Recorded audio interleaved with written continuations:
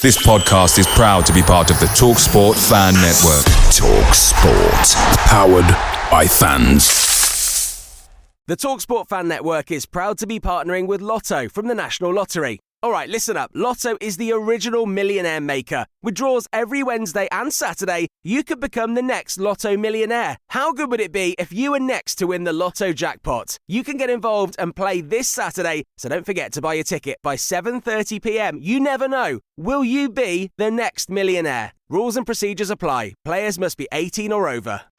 Yo, UK! At BetMGM, we give our players sports betting entertainment like nobody's business.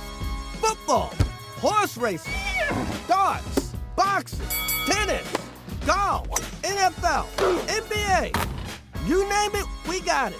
Offers? You know it. Bet £10 and get £40 in free bets. BetMGM, it's showtime. New customers only. Exclusions apply. 18 plus. Please gamble responsibly. This podcast is proud to be part of the TalkSport Fan Network. TalkSport. Powered by fans.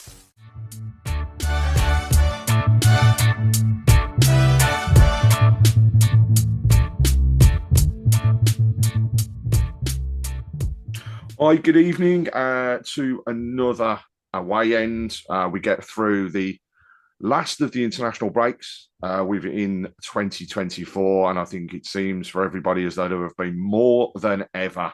So good riddance. Bring on 2025 and the alternatives in terms of internationals at that point. I am joined today by Ollie from the Salopcast podcast for Shrewsbury Town ahead of our game on Saturday. So firstly, Ollie, thank you very much for joining us. No problem. Thanks for having me on. So we're going into the game, bit of a break for us both. For yourselves, a bit of a change in terms of management, which we'll no doubt come on to. I think Ainsworth going in should do you the world of good, and he's got a bit of a record against Birmingham, actually. So I'm hoping that that doesn't stay the same on Saturday, but we'll discuss that shortly. So interesting history between the clubs over the years.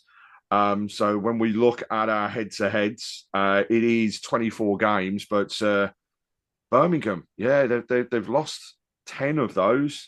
We've drawn 6, we've won 8. And when we look at the last 5 games, obviously, do I count the Bristol Street Motors? I really should, purely for the fact it was the first game for a while. I wouldn't. No. We don't even cover it on our podcast.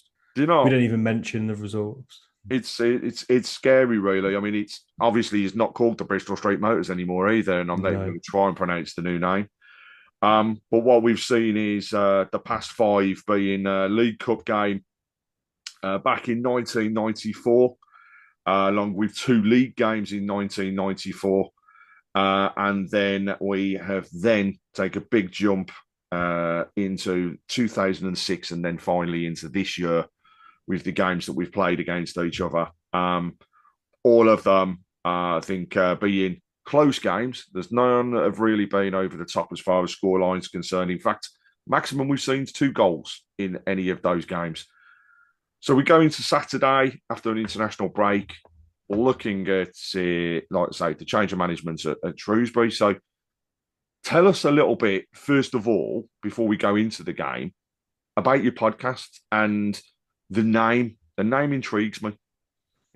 Yeah. So I do notice you never mentioned the 12 games you didn't beat us between 85 and 91. I try not to. That just skipped your memory. Completely skipped 12 games where you didn't beat us, which is quite funny, including a nice 4-1 win at St Andrews. Would it have been called St Andrews back then? I mean, it was, yeah. It would all have been. It's always St Andrews to us, even though we had the at Knighthead Park now, but it's still St Andrews. Yeah, cool.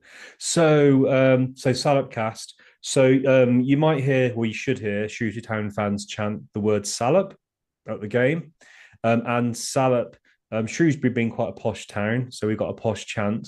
And Salop is a Latin, Roman name for the area for Shrewsbury. So actually in the 80s, people would have wrote Salop in kind of the place of Shropshire as well. But really it represents the area around Shrewsbury. So that's why we kind of got it from. So yeah, so Salop is we often call ourselves Salop, and obviously it's a lot shorter than writing Shrewsbury. And we got the Blues. We're not really the Blues. You guys are the Blues. So yeah, so everyone, especially in the kind of modern social media era, everyone's always called a Salop. And even the club will do #Salop. And yeah, me and a friend Glyn started the podcast nearly 10 years ago. I think we were like one of the first podcasts in League One. We've been in League One the whole time. So yeah, that's where the name comes from, and it works quite nicely for us. Thank you for the insight, because it did. I've got to say, it did intrigue me. I've seen some great names of podcasts, but this was one that really stood out. So, tell us a little bit about the weekend then. So, obviously, I'm not going to dwell on the league positions, because the league positions, yes, they say they never lie. However, this league is incredibly, incredibly open. I think people assumed that teams would just go and run away with it. Birmingham being one of them, and it's not the case. And for me, it never will be. It's an FA Cup final each time you play a team that is spending money or has been relegated from the other division and is looking to automatically get back up. So, the league doesn't lie, but I don't think it's a true reflection of where things are at the moment. And you never really see it really until Christmas to know exactly, where you think people will finish. But obviously a bad run for yourselves. Tell us a little bit what you think that's around the change of management that's come along. What's your thoughts around Gareth Ainsworth and the team that he's brought in? And also tell us a little bit about the team, what to expect. The Bristol Street Motors for me, those group of youngsters, and I think you had multiple players out injured at the time as well. So you never had a chance to field a full strength. I didn't even watch the game. It's an irrelevant game for us. Didn't even watch it. Don't even remember who played, to be honest.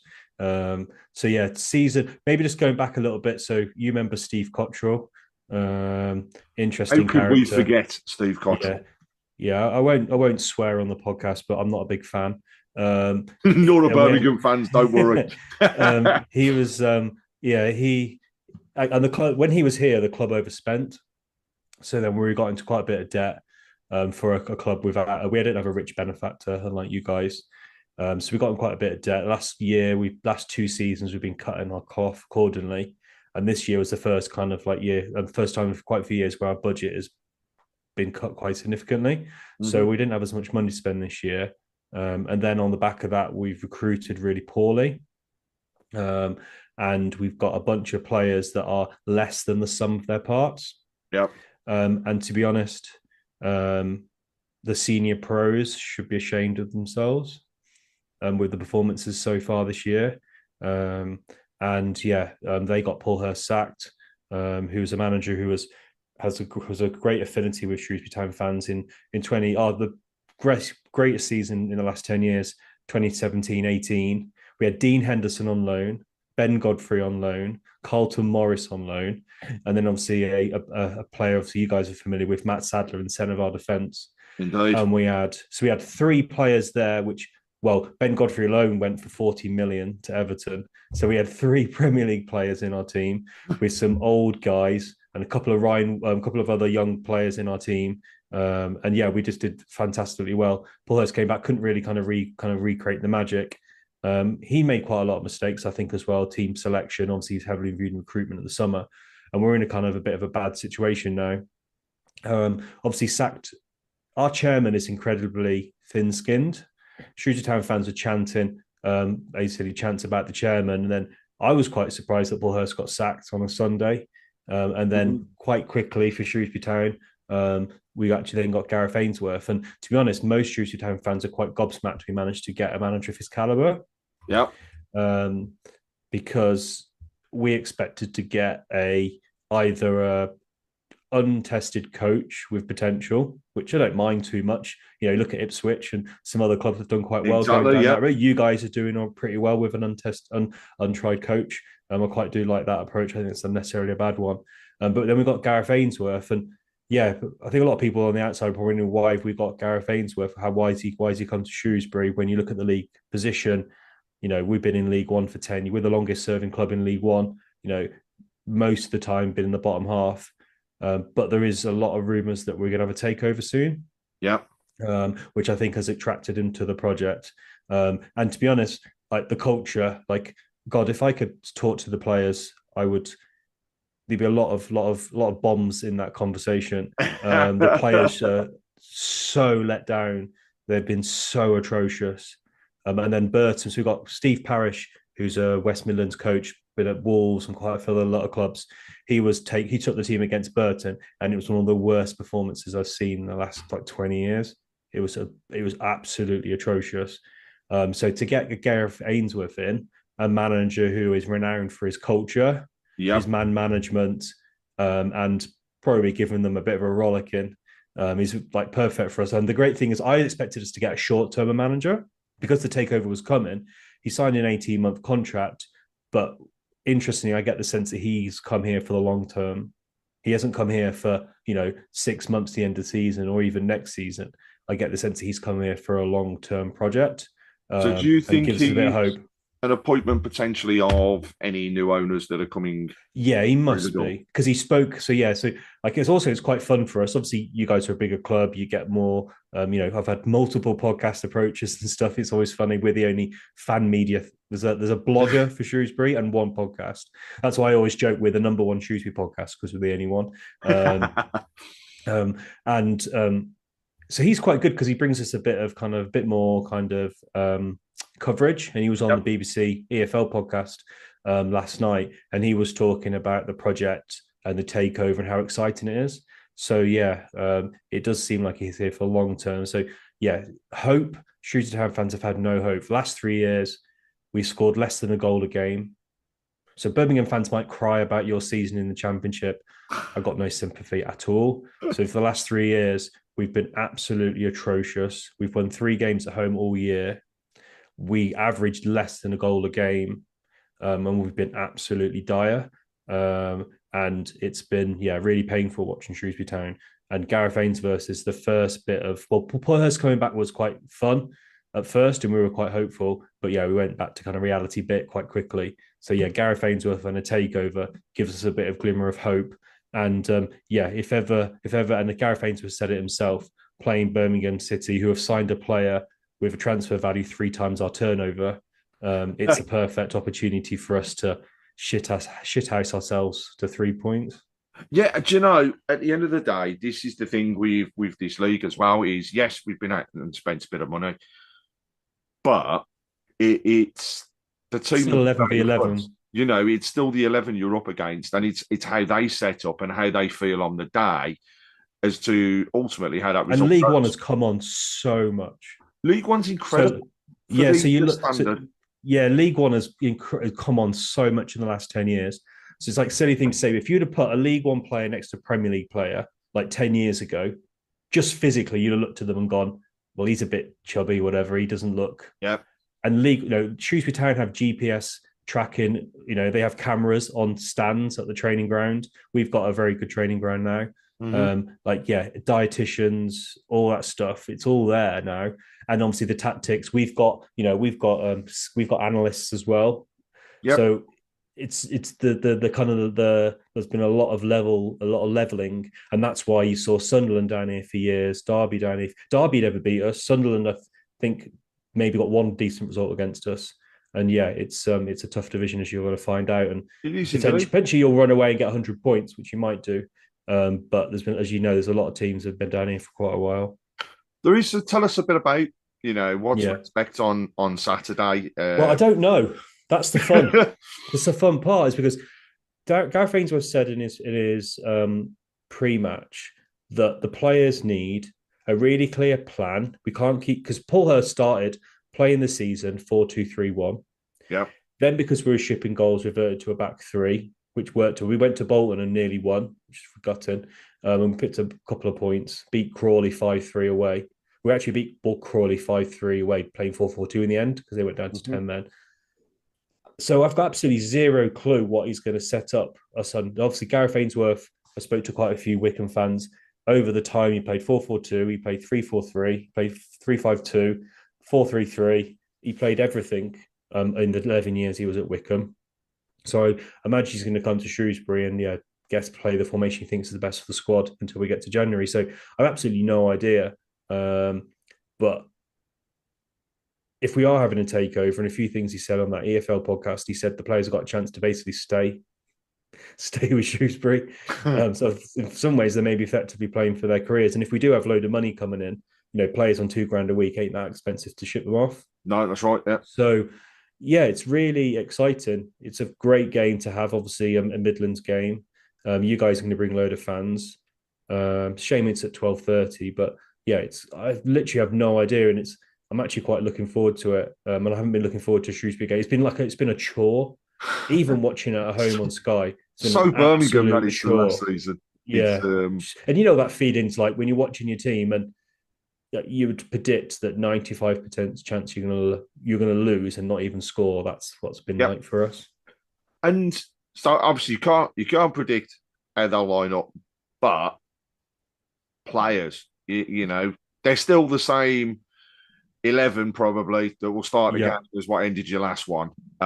Just with a different, ethos, what it was, the training ground, etc. But player wise, who should we look out for, and why? The TalkSport Fan Network is proud to be partnering with Lotto from the National Lottery. Picture this, the perfect Saturday. You wake up, meet up with your mates, and watch your team score all the goals and secure those all-important 3 points. And then, just when you think it can't get better, bam, you become the next Lotto millionaire. Now that's a day you'd never forget. Lotto is the original millionaire maker. Will you be next? Rules and procedures apply. Players must be 18 or over. At BetMGM, we know how to put on a show. So we don't just do offers, we do golden offers like this. MGM Millions, our supersized jackpot where right now you could win over £21 million. Get ready for the golden era in online casino. BetMGM, it's showtime. Minimum 10p game stake. Terms and conditions apply. 18 plus. Please gamble responsibly. Always a good point. So in terms of talent and ability, we've got a player on loan from Chelsea called Castledine, who's a number 10 or midfielder. Interesting. Chelsea say he's a box to box, but we played him as a 10. But obviously, that's sometimes that's how happens, isn't it? When you have a player who's quite talented, he's a good player, and also got a player on loan from Aston Villa as well. So the Aston Villa loan manager was a Shrewsbury Town analyst. So we got O'Reilly on loan, but probably the most standout player is a player called Josh Feeney, who's a centre back, who's from Villa as well. So we've got 2 Villa players play in the team, but O'Reilly's been nowhere near the first team. I think he's a bit young. I'm not sure if he doesn't really track back. And if you're bottom of the league, this doesn't really work. Yeah, you need to be solid, don't you? Not ship the goals. Yeah. So there's some young kids to keep your eye on. A really interesting one's going to be Carl Winchester. Carl Winchester played every game pretty much for Sunderland when they got out of this division. And he's been absolutely dog shit this season. And he's our captain, and he's been awful. But he's a decent player. Be interesting to see what we can get a tune out of him. And then other than that, maybe a striker, George Lloyd, who's 5'9", 5'10", but he really does put himself about. Yeah. I've seen him bully some 6'4" strikers. It's quite funny. So he's someone to keep an eye on as well. But it's really hard because we've been down in the dumps. We think that we're going to get relegated. I consigned myself to relegation after I don't know 6 games, because you just see the team, don't you? And you go well, we're crap. And there's no effort, and we're just awful. But trying to be optimistic, maybe Gareth Ainsworth can get a tune out of them. and maybe he can turn them around. Yeah. Saying that we'll probably lose 4-0 on Saturday, but yeah, it'd be interesting to see what he can do. We've got 7 or 8 games to the January transfer window, and it's been fascinating to see how the players respond. I guess what you want to see really from your players, just running. It's the same with what we saw. We're playing Burton away. Our captain Carl Winchester didn't track his runner, and he just tapped into the back of the net. Like basics, like the basics of basics, and not even just basics for Sunday League teams. If you're playing on Sunday League, and you'd have a go at your mate for not. These are professional footballers who have, and some of them have played at a higher level than League One. And we're not doing the basics at the moment.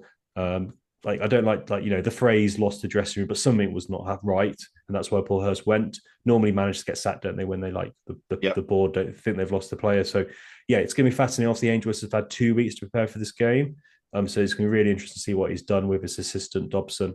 Who obviously those guys have got a record of saving teams, because obviously saved Wickham from relegation. He saved some QPR fans say that he didn't really do anything when he was there, but technically he did keep them up. Well, I was going to say kept him in the league. So this is the thing. You might need the elements of stability to keep you in the league to then be able to build on to hopefully, like you say, that new owners and a fresh way to look at the way the club is run. So I mean, we come into the game on Saturday. Obviously, Birmingham not with the best result in their last game. Disappointing to concede with almost that last kick of the game, you could arguably say, but we didn't put chances away, and that was our downfall on the day. I'm hoping that Chris Davies will have them singing from a proper decent hymn sheet this time around, and that if we get opportunities, we do put them away. And I don't want to say go out and punish teams all the time, because this league is not like that. It's not like it at all. But it'll be just nice to see a stable game, should we say, from our front. But I also feel as though the new manager bounce, and the fact that if the players haven't been performing, Ainsworth won't hold back. He will put a rocket up their backside. So they should be fired up to come into this. And it's going to be... so we average 6, and I do inverted commas, 6,500, 6,800. But there's been nowhere near 5,000 and there's maybe 5,000 in the stand. Yeah. But we'll be sold out on Saturday. I mean, Birmingham's giving a good following as well. Like you say, strange one on the kickoff time. It is a very strange one. I believe it was moved by the police rather than anything else, which can only be down to the fact that our local rivals are playing at home as well, and they just didn't want the teams in and around the area at the same time. But still baffles me. There's no animosity between Birmingham and Shrewsbury fans, so that can never be put there. But 12:30 it is. Hopefully the game goes ahead and we're not interrupted by the poor weather. So, right, a bit of a challenge for you then. I do this to everybody that I do the away end with, and the challenge is to name 5 players that have transferred between the two clubs across the years. That can be either a permanent transfer or a loan,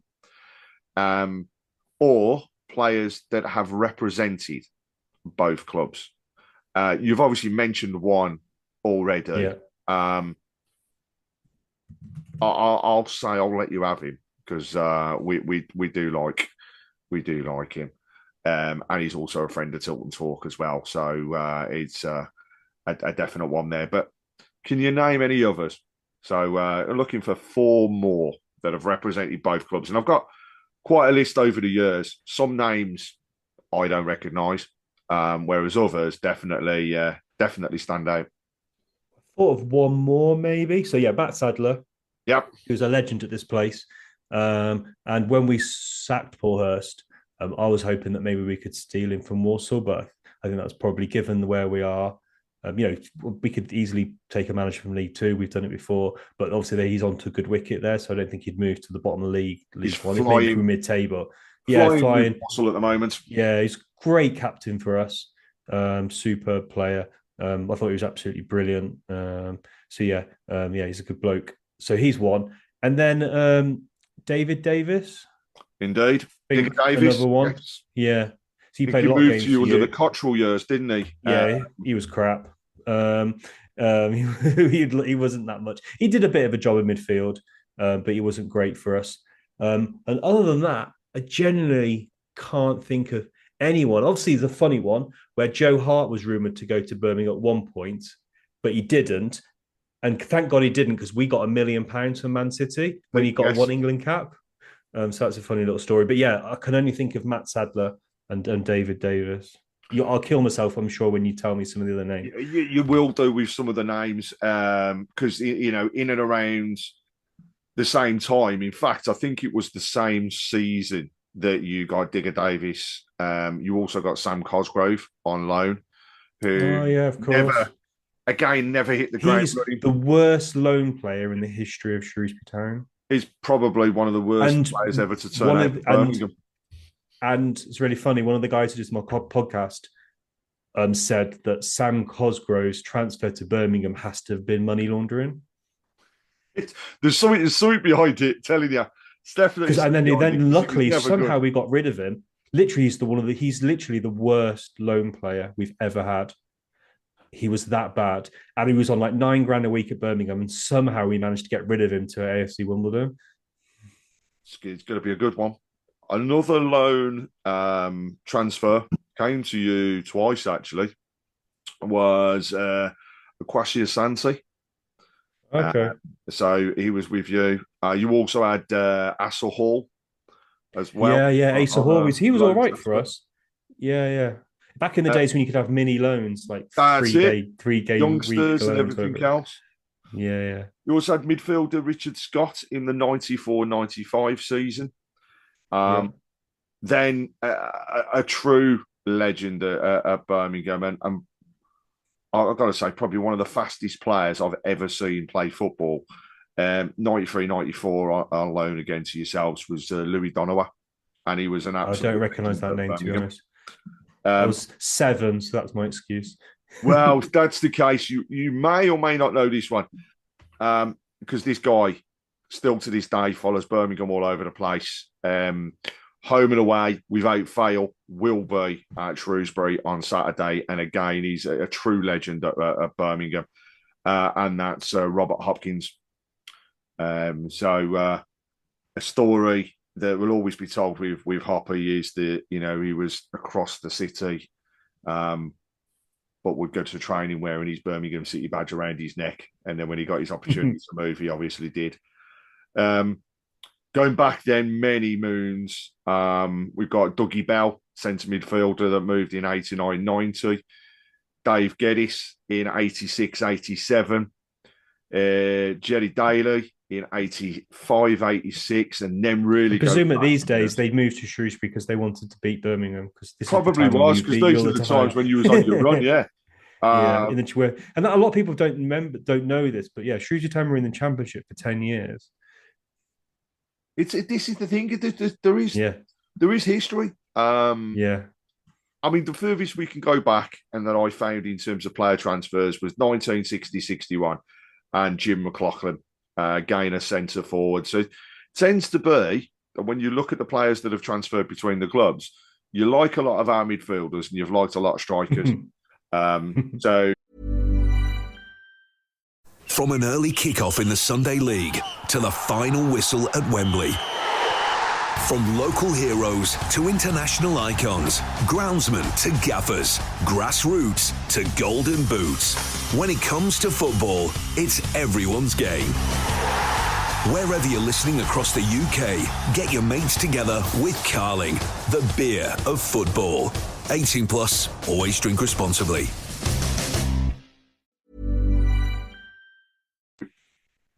Right.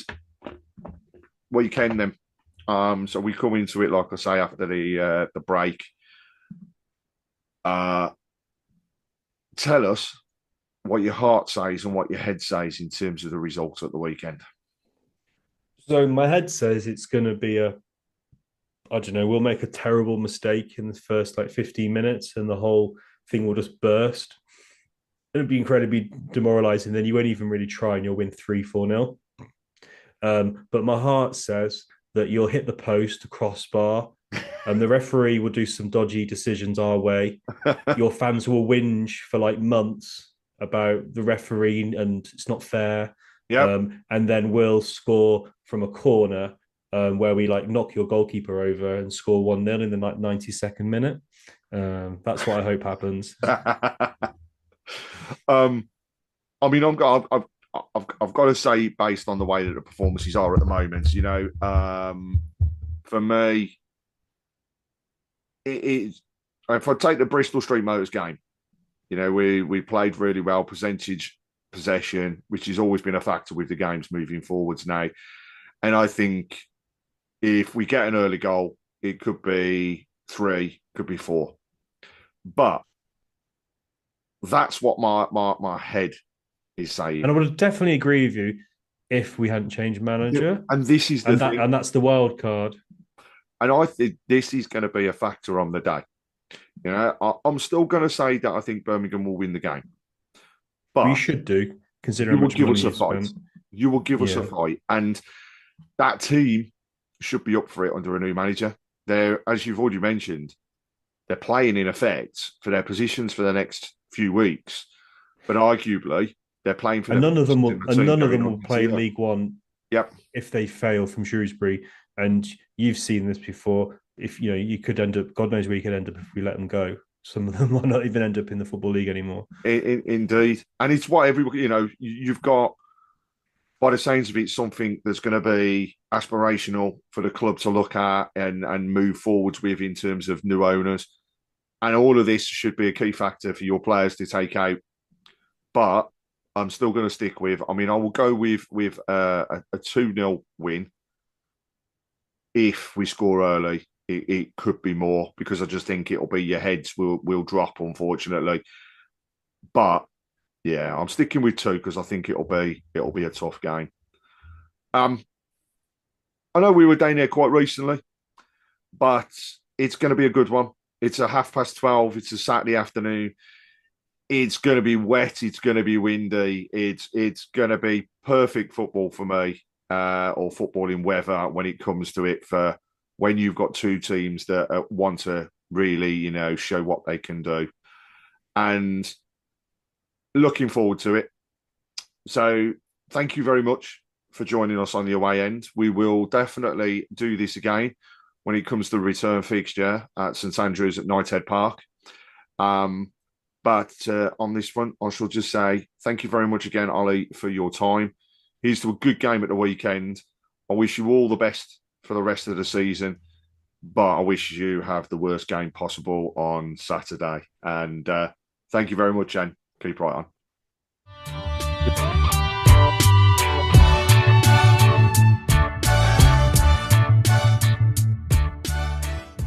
The TalkSport Fan Network is proud to be partnering with Lotto from the National Lottery. As all of our favourite players hit the field again, Lotto's ready to get you back in the game. You never know when it could be your turn to win, so why not play today and see if you could become the next Lotto millionaire? You never know when it's your day to win, and Lotto is a game that anyone could win. Rules and procedures apply. Players must be 18 or over.